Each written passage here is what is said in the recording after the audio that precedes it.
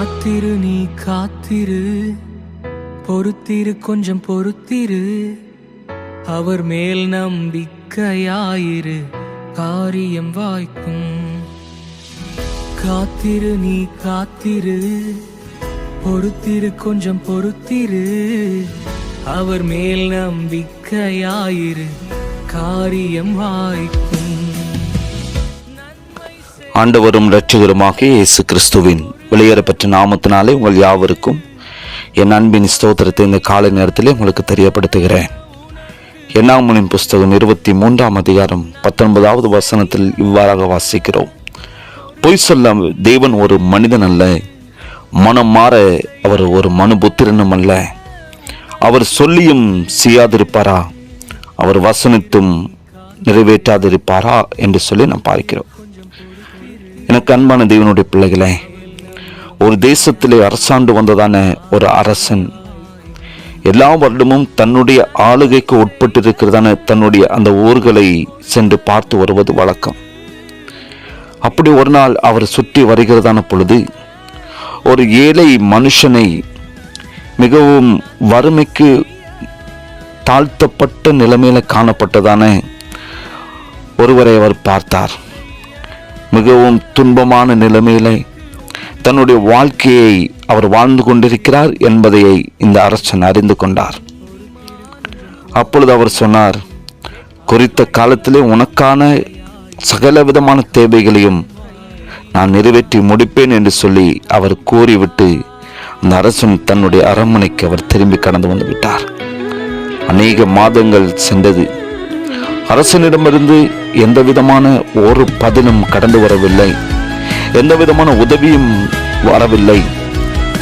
என்றாலும் அந்த ஏழை மனுஷன் அரசன் சொன்னதான அந்த வார்த்தையை நம்பி அவரிடத்திலிருந்து ஏதாவது வருமா என்று சொல்லி எதிர்பார்த்து மிகவும் பொறுமையாக தன்னுடைய அனுதின வாழ்க்கையை, தன்னுடைய காரியங்களை செய்தபடியே அவர் வாழ்ந்து வந்தார். தன்னுடைய வீட்டின் சுற்று வட்டாரத்தில் வாழ்ந்து கொண்டிருந்ததான மனிதர்கள் அவனை பார்த்து நகைத்தார்கள், சிலர் பரிதாபப்பட்டார்கள். அரசன் தான் சொன்னதான அந்த காலம், அந்த குறித்த நாள் வந்த பொழுது தான் சொன்ன வார்த்தையின்படியே அந்த ஏழை மனுஷனுக்கான எல்லா விதமான தேவைகளையும் அவர் நிறைவேற்றி கொடுத்தார். எனக்கு அன்பானவர்களே, நம்முடைய நம்பிக்கையின் நிலையை நாம் அவ்வப்போது ஆராய்ந்து பார்க்க வேண்டும். தேவனுடைய பிள்ளைகளாக அழைக்கப்பட்டவர்களுக்குரிய உரிமைகள் என்னவென்று பரிசுத்த வேதாகமத்திலே நாம் வாசிக்கிறோம். அந்த வார்த்தைகள் வாசிப்பதுடன் அல்லது கேட்பதுடன் அவைகளை விட்டுவிடாமல் தேவனுடைய வார்த்தைகளை நம்முடைய வாழ்க்கையில நம்பி தேவனுடைய அந்த நேரத்திற்கு பொறுமையாக காத்திருக்க வேண்டும். தேவனுடைய ஆளுகையில் அவர் குறித்த அந்த கால அந்த திட்டத்தின்படி நமக்கென முன் குறித்தவைகளை நிச்சயமாக அவர் நிறைவேற்றி முடிக்க அவர் சர்வ வல்லமையுள்ள தேவன்.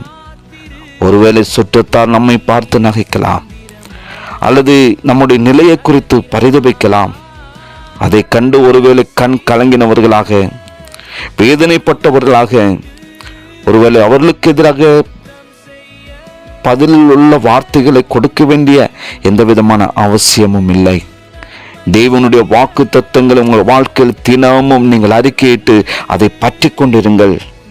உன் வழியை கர்த்தருக்கு ஒப்புவித்து அவர் மேல் நம்பிக்கையாயிரு, அவரே காரியத்தை வாய்க்க பண்ணுவார் என்று சொல்லி நாம் பார்க்கிறோம்.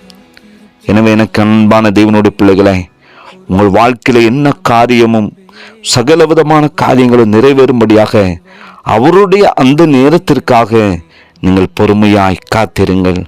காத்திருந்தவர்கள் பெற்று கொண்டார்கள். உங்கள் வாழ்க்கையிலும் கர்த்தர் அப்படிப்பட்ட காரியங்களை வாய்க்க பண்ணுவாராக. பொய் சொல்ல தேவன் ஒரு மனிதன் அல்ல, மனம் மாறுவதற்கு அவர் ஒரு மனுபுத்திரனும் அல்ல. உங்கள் வாழ்க்கையிலே அவர் இதை செய்வேன் என்று சொல்லியிருக்கிறார் என்றால் நிச்சயம் நிறைவேற்றி முடிக்க அவர் வல்லமுள்ள தேவன். அவரை விசுவாசியுங்கள். உங்கள் வாழ்க்கையில நன்மையான காரியங்களை நீங்கள் பெற்றுக்கொள்வீர்கள். ஜெபிக்கலாமா? நேசிக்கிற அன்பின் நல்ல தகப்பனே, இந்த காலை வேலைக்காக உமக்கு நன்றி செலுத்துகிறோம். நீர் நீடிய பொறுமையில் தெய்வன், அதற்காக உமக்கு நன்றி செலுத்துகிறோப்பா. உம்முடைய ஆளுகையில் நீர் முன் குறித்தவைகளை ஒருவரும் அப்பா மாற்றவே முடியாது.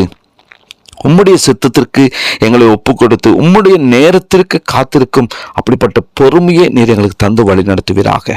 தகப்பனே, நாங்கள் காத்திருந்து சகலவற்றையும் பெற்றுக்கொள்ள கர்த்தர் கிருபை செய்யுங்க ஆண்டவரே. அதை கேட்டு பொறுமையை தாரும், பலப்படுத்தும். இயேசுவின் நாமத்தில் ஜெபிக்கிற நல்ல பிதாவே, ஆமேன், ஆமேன்.